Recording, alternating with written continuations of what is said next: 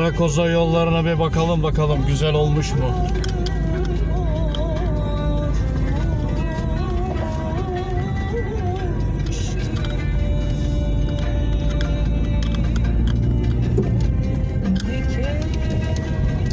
Dayımın biri gelmiş buraya.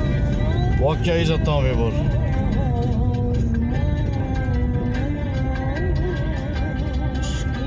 Oh. Selamun aleyküm. Hoş bulduk. Nasılsın İlyas abi? Vay. Demlenmedi mi daha?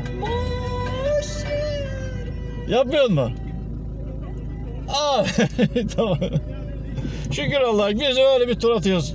Geçeceğiz geleceğiz bir dağlara çıkıyoruz köye. Tamam. Hüseyin ben Yayla'dan. Hamdi'nin oğlu. Süleyman'ın abisi. Süleyman'ı değil mi? Ben tamam. Hadi kendinize iyi bakın. Hadi sağ olun. Biraz böyle diye biliyorum ama herhalde olmaz lazım. Peynir koyulu. İlyas diye aklıma geldi ama o... Peynir koyulu mu bu? Öyle diye düşündüm ama olmayabilir.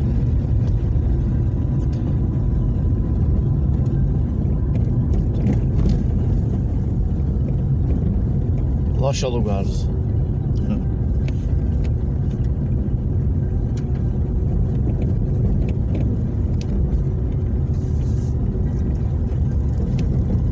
Güzelmiş yol ya. Tam bir şey yok. Buraları iyi.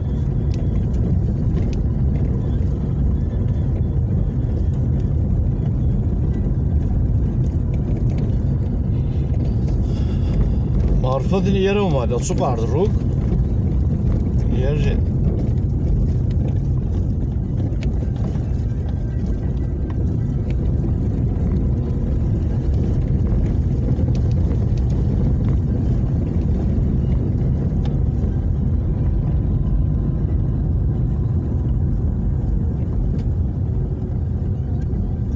Mallar hep yara. Malların gübre yara hep yara. Het was wat, hè? Aa, iyi dedik hep. Meydan okurlar hep. Tabii.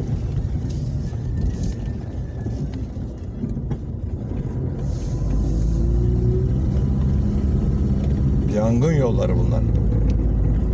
Evet. Yangın olursa buradan itfaiye gelecek, söndürecek. Baksana. Aşağısı.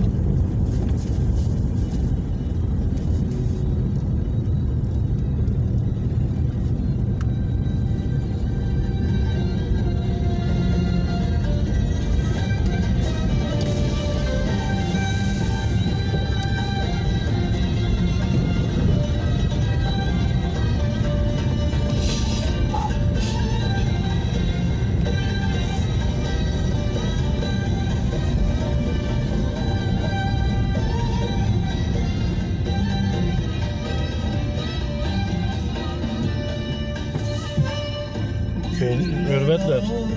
He. Çekeceksin bir resim buradan işte. Köyün mü? Ne? Gerek yok. Ya, mesela. Mürvetler.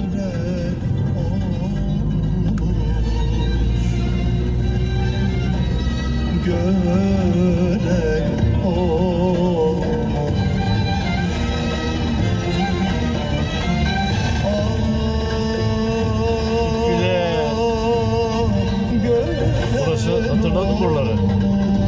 Buralardan geçmişsindir sen. İran lütfen var bir de herhalde. Buradan yukarı çıkmışsındır sen. Bu yol neresi dur bakayım? Yumurçalı mı çıkıyor? Yumurçalı değil mi bu? Buradan aşağı iniyor. Ha bu Yumurçalı'nın şeyi deresi. Evet. Deve kıranı. Deve kıranı. He. O yollarda. Ya yukarıda da bizim tarla. Nokta atışı ben buraları çok bilmem. Şu tepenin üstüne bizim tarla. Evet. Bölge olarak gezdim buraları da ezbere gezdiğim yerler.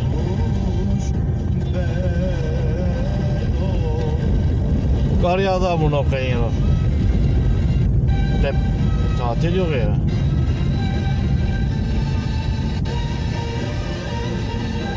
Tam da yolun ortasına bırakmış neredeyse. Şu manzara da çok güzel. Çok güzel. Eski yol bak, aşağıdan öyle de yol var. Duralım burada. Dur bakayım.